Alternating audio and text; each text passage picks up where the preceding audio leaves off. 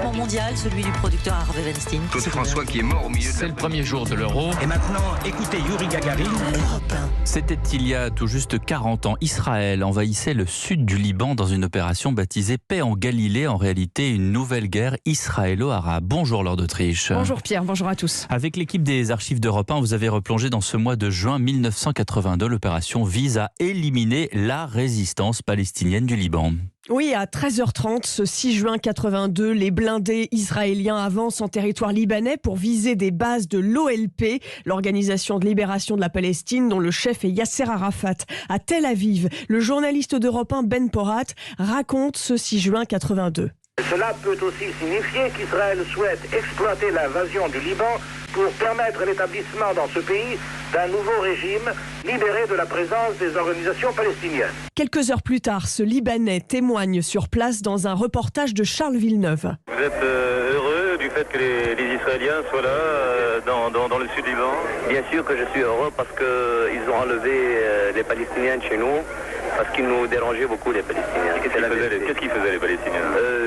Toujours des problèmes avec les gens, ils voulaient prendre des filles comme ça par force, des choses pareilles. Les Palestiniens résistent, répond alors Mahmoud Labadi, le porte-parole de l'Organisation de libération de la Palestine. Vous savez bien que les Israéliens, avec leurs avions, le F-16 et le F-15, sont plus puissants dans l'air, mais nous sommes très forts sur le terrain. La résistance continue. En quelques jours, des milliers de civils sont tués ou blessés dans les bombardements. Lors dans cette guerre, les forces israéliennes avancent rapidement, plus rapidement que prévu. Oui, l'opération, d'abord limitée à une zone d'une 40aine de kilomètres, ira finalement jusqu'à Beyrouth, la capitale du Liban, bien loin de leur objectif initial. Les troupes israéliennes progressent 2 fois plus vite que prévu. Cependant, de très lourdes pressions internationales se font déjà sentir au niveau le plus élevé du gouvernement israélien. Le Liban sombre dans un conflit sanglant. Au mois de septembre 82, 1500 civils palestiniens sont massacrés dans les camps de réfugiés de Sabra et Shatila dans la banlieue de Beyrouth.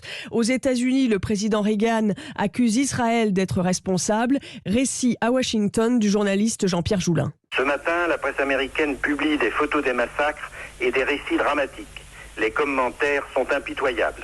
Jamais dans le passé, l'opinion publique américaine, la presse, l'administration et le président n'avaient autant pris leur distance à l'égard de l'État juif. Une commission d'enquête reconnaîtra la responsabilité des Israéliens dans ces massacres et l'armée israélienne se retirera du sud Liban en l'an 2000 après une vingtaine d'années d'occupation. Merci Laure d'Autriche, 7h25, vous restez avec nous.